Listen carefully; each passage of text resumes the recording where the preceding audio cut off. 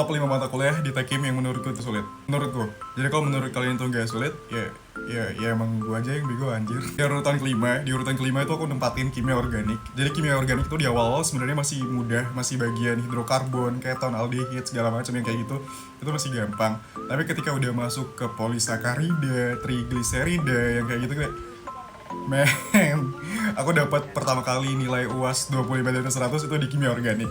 Yang keempat menurutku itu termodinamika. Termodinamika itu sebenarnya kalau kita udah paham konsep dasarnya itu akan lebih mudah daripada kita waktu masih awal-awal, masih pertama kali masuk termo itu kan masih ngawang ngambang kayak ini apa gitu kan. Sebenarnya konsep berpikir dari termo itu kan nggak jauh-jauh dari suhu, tekanan, volume, hubungan dengan waktu, steady state, unsteady state kayak yaudah bakalan berputar di situ-situ aja, dan kebanyakan itu fenomena-fenomena yang terjadi di dunia nyata gitu. Terus gimana cara kita untuk menyelesaikannya kayak gitu. Makanya aku naruh di nomor 4. Top 3 versiku adalah kinetika reaksi atau teknik reaksi kimia atau itulah. Nah, ini sebenarnya yang sulitnya adalah ketika dia sudah masuk ke reaksi yang dia itu nggak cuma yang dari raw material terus jadi produk, nggak yang kayak gitu. Jadi dari raw material itu misalkan dari A jadi B, B jadi C, C jadi D. Itu udah reaksi-reaksi paralel, itu menurutku udah kayak wow, itu udah men. Terus sebenarnya kaitannya ya balik lagi bakalan terkait perhitungan-perhitungan waktu kita rancang pabrik, konversi, yield dan segala macamnya. Nah, ini penting sebenarnya. Tapi menurutku tuh susah.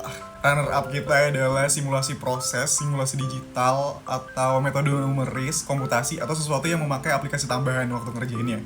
Sebenarnya nggak ada sebenarnya, emang susah menurutku. Ketika kita ngerjain itu pakai tulis tangan yang bakalan ada hasil nilainya, yang kita nggak tahu itu benar atau salah, itu kayak ya udah kumpulin aja, ntar bakalan diperiksa. Kalau misalkan kita ngerjain sesuatu yang program basisnya, kita udah tahu kalau itu bakalan salah, kalau udah merah itu udah salah gitu kan. Yang hijau aja itu waktu kita kumpulin belum tentu itu benar, apalagi yang udah notabene-nya benar-benar merah. Kayak oke, ini salah. The winner is transfer phenomena atau proses transfer. Ini benar-benar ilmu gaib, ilmu hitam, kayak kita nggak tahu asal usulnya dari mana, tiba-tiba tarang muncul jawaban gitu. Ini sebenarnya basisnya itu adalah matematika teknik, tapi nggak ada angkanya sama sekali. Kita disuruh bikin formula. Awal-awal tuh udah masuk ke neraca momentum, terus ketika udah masuk ke Cartesian, cylindrical sama spherical coordinate itu udah kayak meh. Udah nyerah. Aku dapat UAS di mata kuliah ini juga itu dapat 25 dari 100. Tapi ya udah, alhamdulillah udah lulus.